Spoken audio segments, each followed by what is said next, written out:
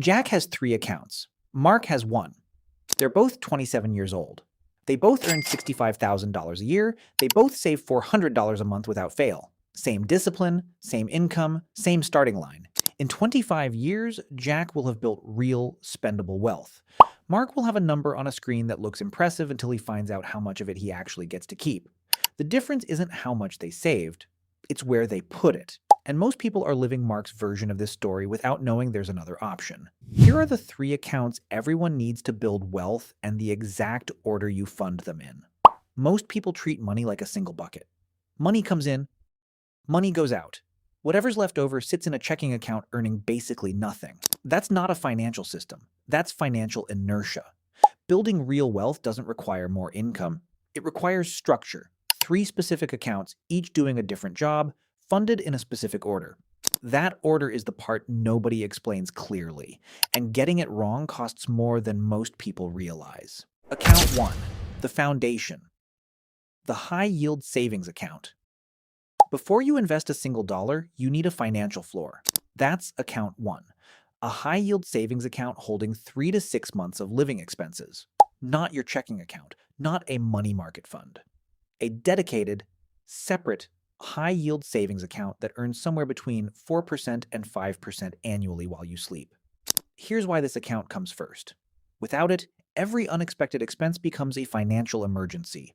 Your car breaks down, your hours get cut, a medical bill arrives, and suddenly you're pulling money out of your investments at exactly the wrong time. Selling investments to cover emergencies is one of the most expensive things a person can do. You lock in losses, you lose compounding years, you pay taxes on gains you didn't plan to realize. Mark has $2,000 sitting in his checking account. He calls it his emergency fund. It isn't one. It's a speed bump. Jack has 4 months of expenses, $8,000, sitting in a high-yield savings account earning 4.5%. That account isn't his wealth builder. It's his shock absorber. And because it exists, he never has to touch his investments. That protection is worth more than the interest it earns. Target 3 to 6 months of living expenses. Open it at a separate bank from your checking account. Make it slightly inconvenient to access. That friction is intentional. Once it's funded, you don't touch it. You move to account 2. Account 2.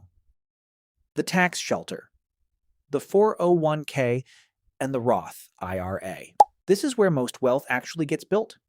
Not because of the accounts themselves, but because of what they protect your money from. Taxes. Step 1 inside. Account 2.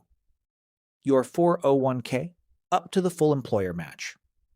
If your employer matches 50% of your contributions up to 6% of your salary, that is an instant 50% return before the market does anything. Nothing in investing reliably beats that. Capturing the full employer match is the single highest value move in personal finance. It isn't close. Mark contributes to his 401k, but only 2% of his salary. He's leaving money on the table every single month and doesn't know it. Jack contributes exactly 6%. He captures every dollar of the match. That difference alone, compounded over 25 years, is worth more than $150,000. Step 2, inside account 2, the Roth IRA. After capturing the full employer match, direct your next dollars here. The Roth IRA is funded with after-tax money. You pay taxes now at your current rate, and everything that grows from that point forward is completely tax-free, forever. No taxes when you withdraw, no required minimum distributions. The number on your statement is the number in your pocket. At 27, Jack and Mark are likely in the 22% federal tax bracket. That's probably the lowest rate either of them will ever pay. Every dollar Jack puts into the Roth IRA right now locks in that 22% rate on income he's earning at the beginning of his career. By the time he retires, that money may have grown 8 or 10 times, and none of that growth will ever be taxed. Mark skipped the Roth entirely. He thought he'd come back to it later. Later never came. Fund your 401k to the full match. Then, max your Roth IRA $7,000 a year in 2024. That sequence is not negotiable. Account 3, the builder, the taxable brokerage account. This is the account most people never open, and it's the one that separates people who are comfortable from people who are genuinely wealthy. After your emergency fund is in place and your tax-sheltered accounts are maxed, every additional dollar you can invest goes here. A taxable brokerage account. No contribution limits, no income restrictions, no rules about when you can access the money. Full flexibility, full control. This is where you invest beyond the caps. Index funds, ETFs, dividend stocks. Whatever fits your strategy. The gains are taxable, yes. But long-term capital gains rates for investments held over a year are 0%, 15%, or 20% depending on your income. For most people in their working years, that's 15%. Compare that to ordinary income tax rates on 401k withdrawals, and the brokerage account is often more efficient than people assume. Mark doesn't have a brokerage account. He thinks investing is just his 401k. Jack opened a brokerage account at 29 and started putting $200 a month into a total market index fund. He didn't think much of it at the time. By 52, that account alone is worth more than $200,000. Entirely accessible. No age restrictions, no penalties. This is also the account that gives you options before retirement age. Want to leave your job at 50? The brokerage account funds that. Want to buy a rental property at 45? The brokerage account funds that. The 401k and Roth are locked until 59.5 for the most part. The brokerage account is available the day you need it. The order is everything. Having all three accounts isn't enough. The sequence of funding them is what most people get wrong. Here is the exact order. Step 1. Build your emergency fund first. 3 to 6 months of expenses in a high-yield savings account.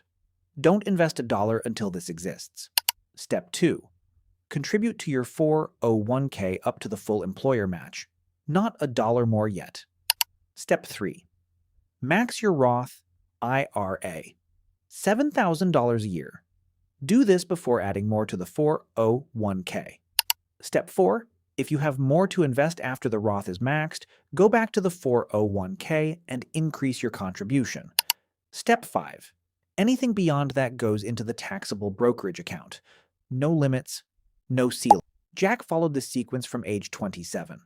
Mark saved just as hard, but never built the structure. At 52, Jack has 3 accounts working in parallel, each doing a different job, each protecting him from a different kind of risk.